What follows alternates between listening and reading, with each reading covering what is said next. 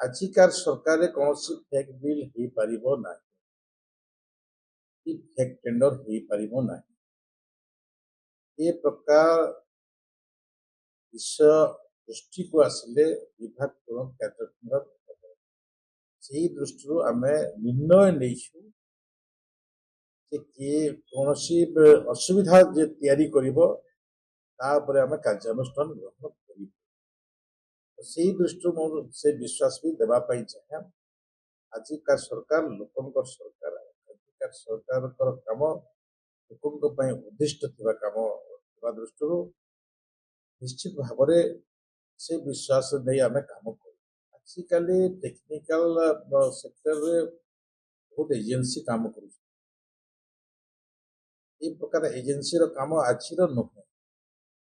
ବିଗତ ଦିନରେ ବି ଏଜେନ୍ସି କାମ କରୁଥିଲେ, ଆଗାମୀ ଦିନରେ ବି ଏଜେନ୍ସି କାମ କରିପାରିବେ ଭୟ। ଆମେ ବିଭିନ୍ନ ସଂସ୍ଥାକୁ ଆମେ ଦଉଛୁ, ଯୋଉଟା ଆପଣଙ୍କର ଖଡଗପୁର, ଏଇଠି ଆମର ବିଭିନ୍ନ ସଂସ୍ଥା ଅଛି, ଭୁବନେଶ୍ୱରରେ ଦୁଇ ତିନି ସଂସ୍ଥା ଅଛି। DPR ପ୍ରସ୍ତୁତ ଯେ ଭଲ କରୁଛି ଯୋଉ ସଂସ୍ଥା, ତାକୁ ଦେଲେ ଆମେ ଆହୁରି ଆମର ଷ୍ଟ୍ରେଙ୍ଗଥ ବଢିବ, ଆମର ମାନ ଆହୁରି ବଢିବ।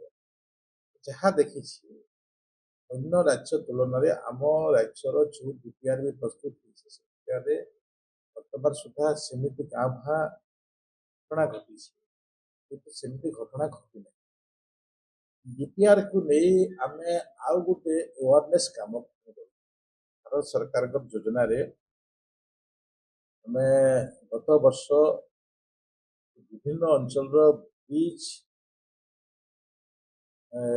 ଆମର ମାନ କେମିତି ବଢିବ, କାରଣ ବର୍ତ୍ତମାନ ଯୋଉ ପ୍ରକାର ଜଳବାୟୁ ପରିବର୍ତ୍ତନ ହେଉଛି, ବିଭିନ୍ନ ସମୟରେ ଯୋଉଠି ବନ୍ୟା ହେଉନଥିଲା ସେଠି ବନ୍ୟା ହେଉଛି, ଯୋଉଠି ପାଣିର ସ୍ରୋତ କମ୍ ଥିଲା ସେଠି ବଢି ଯାଉଛି।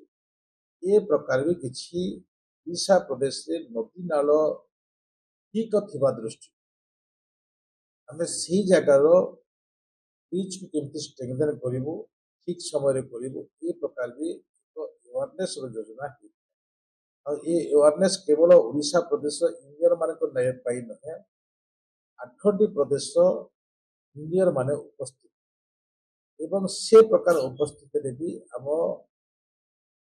ପିଆ ଇଞ୍ଜିନିୟର ଆଗକୁ ବଢି କାମ କରିବ ଏବଂ କାମ କରୁଛି, ଏ ପ୍ରକାର ବିଶ୍ୱାସ ଆମ ମାନଙ୍କର ଅଛି।